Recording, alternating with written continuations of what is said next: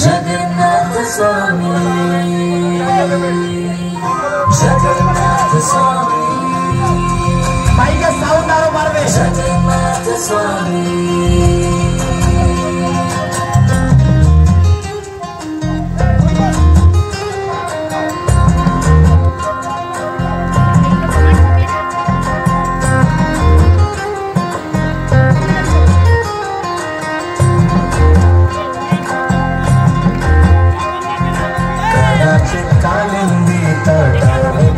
संगीत कराओ राधी नारी बदन कमला शाद मधुप शंभु ब्रह्मयंपति गणेशाचि पदो जगन्नाथ स्वामी नयन पथगामी भवत में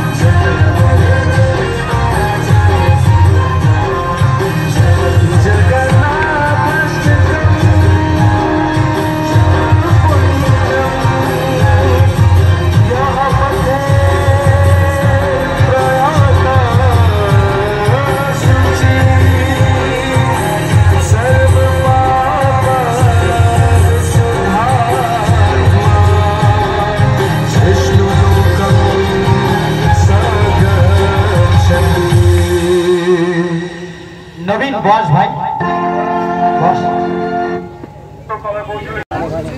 ফ্যামিলি স্যার আমাদের ভিতরে এক নম্বর প্রধান মহাশয় আছেন সুন্দরবাবু আছেন ফায়ার ব্রিগেডের আধিকারিকরা আছেন সব আপনারা যারা আছেন এটা নিয়ে আমার 3 নম্বর এই থানায় রথযাত্রা উপলক্ষে উপস্থিত 2022, 23 এবং 24। তো আমি প্রত্যেকবারই ওনারা যেভাবে সাদরে নিমন্ত্রণ করেন তাতে না এসে থাকতে পারা যায় না। আমি অনেকদিন বাদে একটা বড় ছুটি কাটিয়ে আজকে সকালে জয়েন করেছি, 7 দিনের ছুটি ছিলাম। তো সকালে জয়েন করে যখন তখনই ঠিক করে এখানে আমি আসবো, যেহেতু যেভাবে নিমন্ত্রণ করে এসেছিলেন।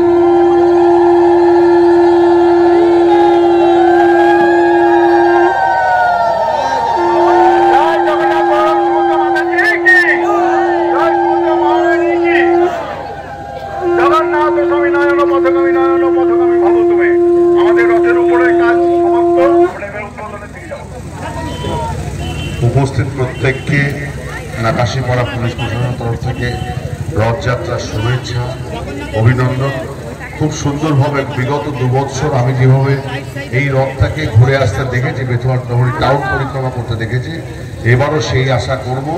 আমার প্রশাসন সর্বদাই আপনাদের পাশে আছে, থাকবে। আগামী দিনেও এই রথযাত্রা বহরে আরো বড় হোক, আরো মানুষ অংশগ্রহণ করুক। আপনারা সবাই সুস্থ থাকুন, জগন্নাথ দেব সবার সহায় হন, এই কামনা করে আমি ক্ষুদ্র বক্তব্য শেষ করি। হরে কৃষ্ণা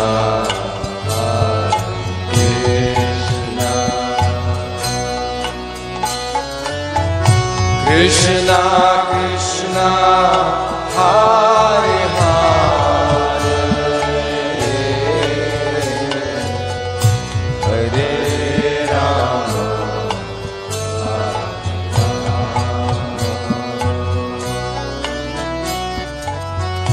রাম রাম হরে হরে.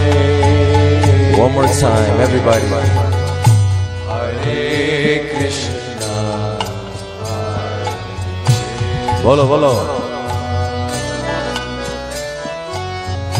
Krishna Krishna